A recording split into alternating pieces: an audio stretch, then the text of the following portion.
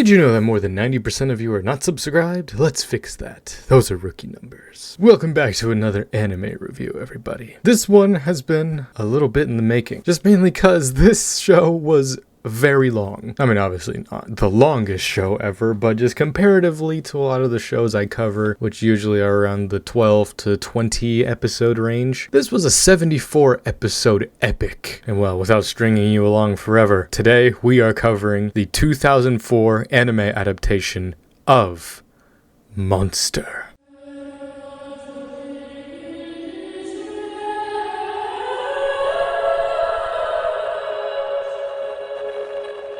Now, Monster has been one of those shows and series that, I've heard the name, it's been thrown around forever, in the crime, thriller, mystery, psychological genre. Normally I browse on Crunchyroll to look for, my next show that I'm gonna watch, but this show is on Netflix. There's a couple shows that are on there that I'm just like, oh yeah, I have a list there too. And Monster was there, and I was like, alright, I'll do it. Sad thing is, though, the English dub for Monster is not on Netflix for whatever reason. There's some shows where it's just I watch them in English and it's just yeah, you could. There's only been a handful of shows in which it's no, you should watch them in English. This is one of the shows that definitely you should watch in English. Just because holy shit, the amount of just plot and characters and also the voice acting is phenomenal. The main character of this series being voiced by the amazingly talented Liam O'Brien, man. I love every time he voices anything. And his voice of Kenzo Tenma in Monster is unforgettable. Now then,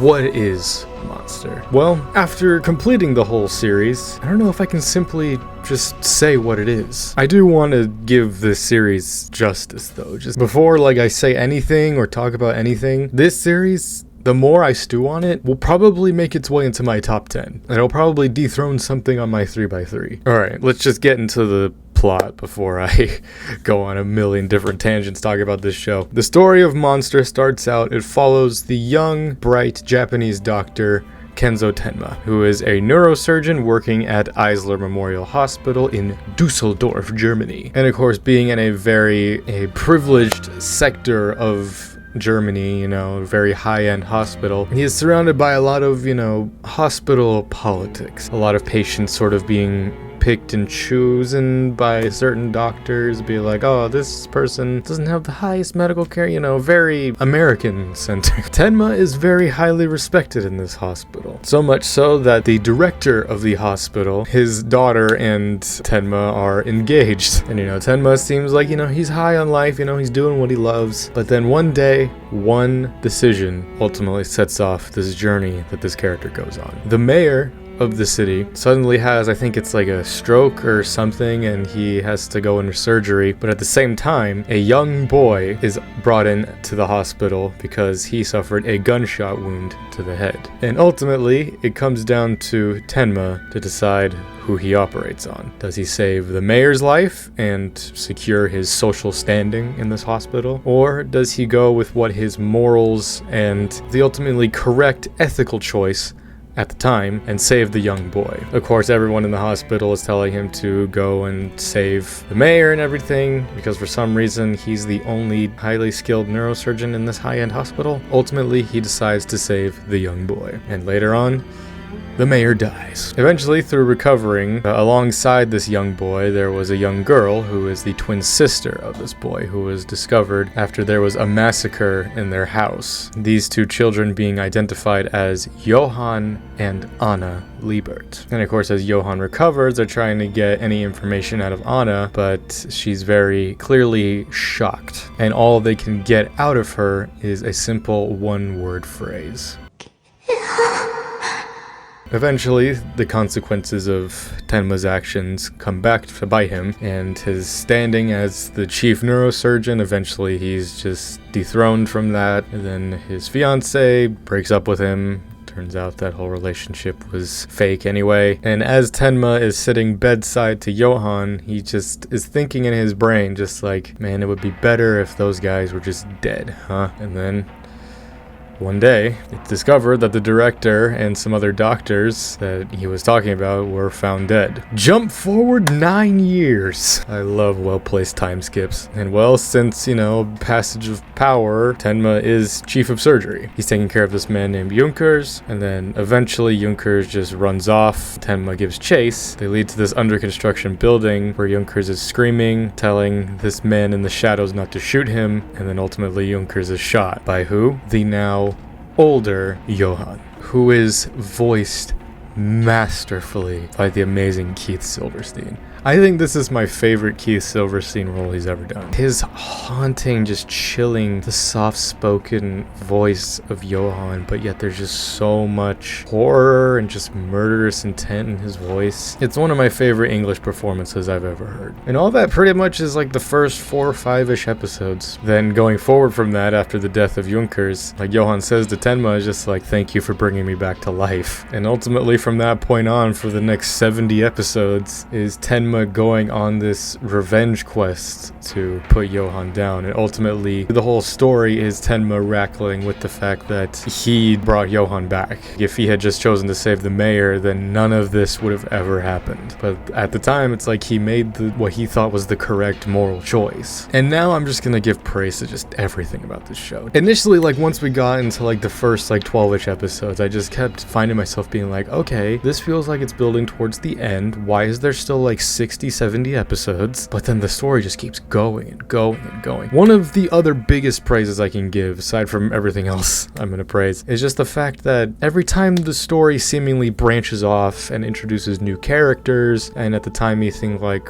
why is this important? Why are we following these characters? How does this tie into the rest of the plot? Then all of a sudden at the end of one episode, Johann will show up, or Tenma will show up, and then it's like, oh, here's how it's all connecting. Like no character at all is wasted in this story, and that's what I absolutely love. Like there's still certain characters which I was just like, the character of Ava, who was, his ex-fiance. It wasn't really until the end-ish of the story in which I was like, okay, you're alright, Ava. But there was never a point where I was like in love with Ava as a character. She was definitely my least favorite, but towards the end, she went up a couple notches. I would say my top 3 favorite characters were all like the antagonists, just because of how they were handled, that being like the assassin Roberto, Inspector Lungay, and Johann, of course. Just because I love just well-written antagonists. I loved Roberto just because he's just a stone cold, just killing assassin, and it's just like whenever he shows up, he truly felt like the extension of Johann. Just with how he talked, he was Johann's will, if you were. Whenever Johann couldn't kill somebody himself, Roberto would. He was sort of like the King Bradley of this story, comparing it to Full Metal in that sense. And then Inspector Lungay was just a treat every time he was on screen, because he's the one who's convinced that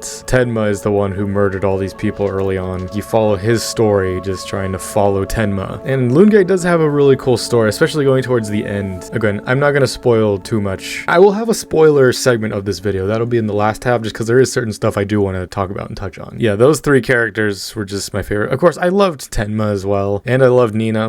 I loved every character in their own right, but when it comes down to it, those 3 characters were the ones that I took the most away from and were like, god damn, those were just amazing performances and characters, man. And that was just another thing about this amazing story. Despite it being 74 episodes, I was hooked by like episode 1, bruh. I did not want it to end, like even going all the way to the end. The only gripe I would give is just going towards the ending, because that is always one thing that I'm scared of with not just anime, but mainly just longer running anime, is just how well do you stick the landing, because like you've had a lot of time to stew and like grow close with these characters. How do you wrap it out? And while I've had a couple days now to sort of just think about the ending of Monster, it's a phenomenal ending, don't get me wrong. Again, I'll talk more about it in the spoiler segment. That was just the one other praises I could give. The music was phenomenal. It was chilling when it needed to be chilling. Like, I'll play a couple of the themes like in the background of this video, but there's just one theme that'll always stick with me. It just was always chilling. And of course, like Johann's theme, which was just very orchestral and just, in your face, just like his presence was just always felt throughout this whole series, even when he wasn't directly on screen. Now, I just want to get into the spoiler stuff because really, I can just praise every single thing about this whole series. At the end of the day, what would I rank it before I go into the spoiler segment? Easy 10 out of 10. Honestly, 11 out of 10. It is an amazing series. Before I get into spoilers, like again, if you have not watched Monster, I mean, I get it's a little harder to recommend shows that are a lot longer than say like 12 or even 20 episodes, but I promise you, this is kind of also a good kind of background show. I mean, it's also good to watch it in English because you don't always have to like directly be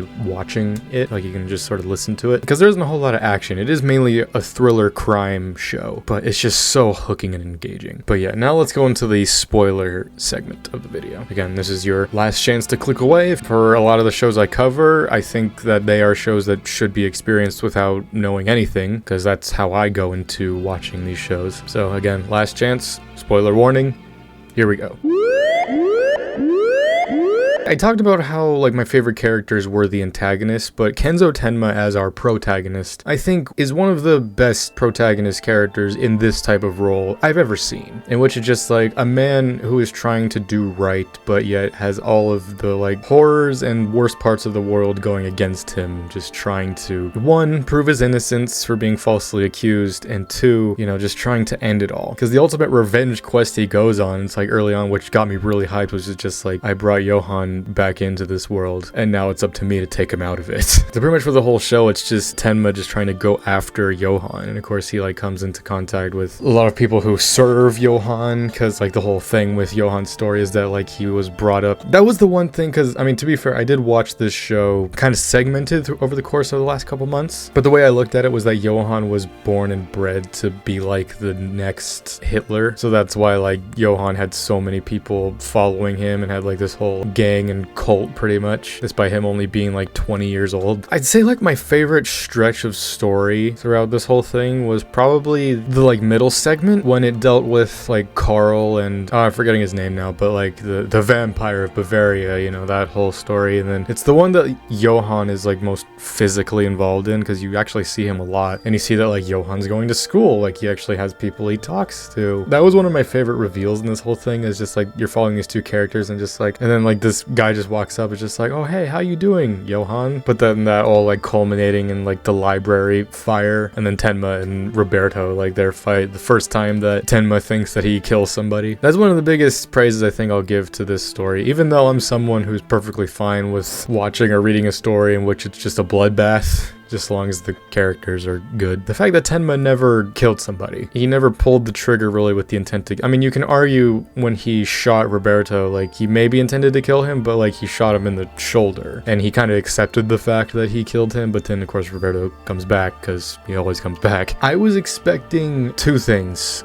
with that kind of story, because there were many, like, because there's many points throughout the story where he points a gun at somebody to be like, hey, like take me to this place, or like, hey, do this thing or I'll shoot you, but you know, he never actually does. I was expecting at some point someone to finally call his bluff on that, just to be like, Dr. Tenma, you have never shot somebody. Like, you're someone who could never actually murder. And like maybe put Tenma in a point in which he maybe actually had to shoot somebody. And then the other thing I was expecting when he has like his final confrontation with Johan was that once he finally had maybe the gun to his head, that like maybe he pulls the trigger, and then like it's like a Daredevil Punisher, if you ever saw that scene where, you know, Daredevil, he's also a character who like never wants to kill, but like Punisher kind of puts him in a situation in which he's like, here's the gun, he points it to his head, and Daredevil actually pulls the trigger, but there's no bullets in the gun, so it's kind of like a dismantling of the character kind of thing. So I was kind of expecting maybe something like that to happen in this series, but it never actually did. But I'm not saying that's anything against the show, like still the stories it told, it was still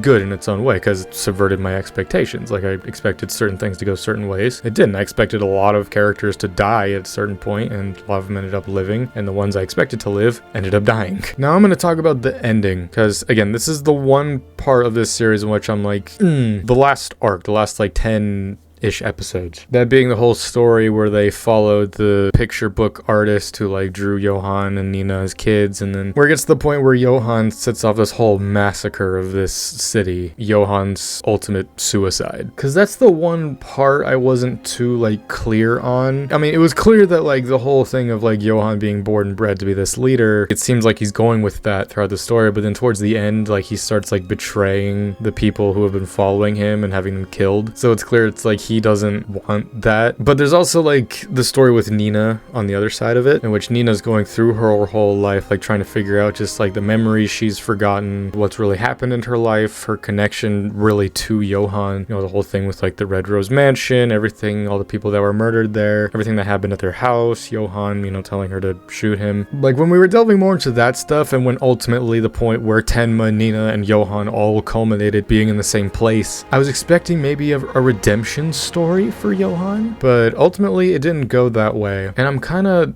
glad it didn't. Actually, I'm really glad it didn't. I like the fact that from beginning to end, Johan was just this menace of a character. Like, he never had like this moment of being like, am I a bad person? He stayed consistent throughout all the way to the very end. But ultimately, like how he was defeated, at the time I was like, really? But the more I thought about it, the more I was like, it's kind of poetic. In the moment, like, Johan, he accepted the fact just like, Tenma has to be the one to kill me. You're gonna shoot me, Dr. Tenma. Otherwise, and then he pulls out a gun and points it at a kid. That was like the one point in which I was just like, oh, okay, so Tenma has to kill him. It's just because like throughout the whole story, it's like Tenma resigned himself to being like, I'm gonna be the one to put him down. I brought him back to life. I need to kill him. Of course, like earlier on in the story when like there's points where like he literally has a sniper aimed at his head, of course he still hesitates naturally because, you know, him being someone who's never killed somebody, and also just the fact it's just like he saved him. But I never had that moment early on where it was just like, just shoot him, just kill him, because it's like, one, I know that he's not going to, and two, I don't want him to because I like Johan and I want to see more of him in the story. But just being there at like the penultimate last episode, just gun to his head, there was that part of me that was just like, if he shoots him,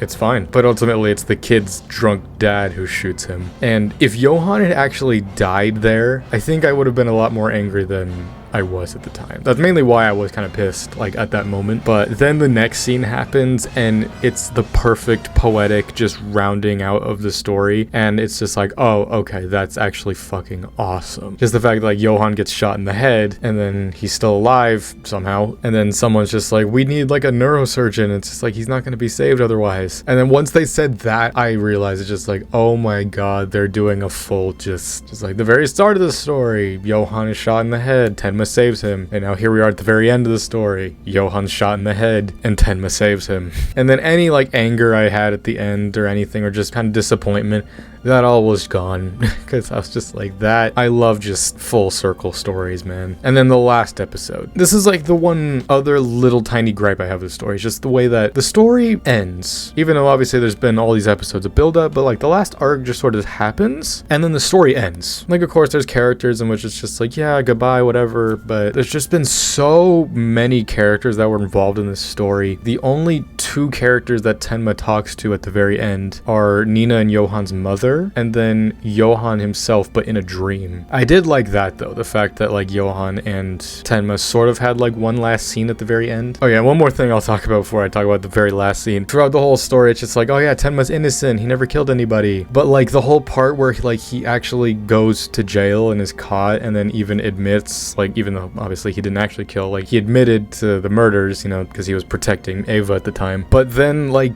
he eventually breaks out of prison and even like points a gun and threatens a police officer. So even though at the very end of the story it's like all his crimes are pardoned and blah blah blah whatever, if you want to be super realistic, yes, he didn't kill anybody, but still breaking out of prison and threatening police officers with a gun, that's still crimes. I think that still deserve jail time. But, you know, I wasn't gonna be super like, it's unrealistic, blah blah. Of course it's unrealistic, it's a fucking TV show. But either way, the very last scene, it didn't end with like a happy like, oh, we're all going on with our lives kind of thing. I mean, it kind of did for Tenma, but the very just last shot of like Johan's hospital bed and the windows open and there's nobody in the bed. This show doesn't end with like a, it's over. It ends with like a, is it over, because like Johan's alive, and like that last scene with Tenma, it's like it's clear that Johan's not gonna stop, like even though he failed in his attempt to die. There's no telling that he's not just gonna keep going, and of course there's still gonna be people that are gonna follow him and be loyal to him. So it's like, in a way, this story never really resolved itself. It's like the story never ended. The story ended in the same place it began, at least like after the first like 9-year time skip, in which it's like Tenma's a really good doctor at this hospital and Johan is out there still probably murdering people. So it kind of sets itself up as kind of like a never-ending story kind of thing. Of course, there is a thing there where it's just like, would Tenma then still keep involving himself with trying to stop Johan, or like what actually does happen to Johan out there? Like, I did research and it's like the manga ends in the exact same way as the anime does. I like that a lot, actually, the fact that it sort of just ends with like this haunting realization of just the fact that we're kind of just back at square one. But like all these people have gone through all these like different, you know, emotional journeys, like especially Tenma. So it's hard to know exactly where the story would go after that point. So honestly, it makes sense for it to just end there. Like everybody's just going on about their lives. Who knows? Maybe Johan escapes and he doesn't go back to murder. Maybe he tries to maybe do his own thing in life. It's hard to know if someone like that actually could just live a normal life. But either way, I think that that was an amazing end to this amazing story. Overall, Monster, like I said,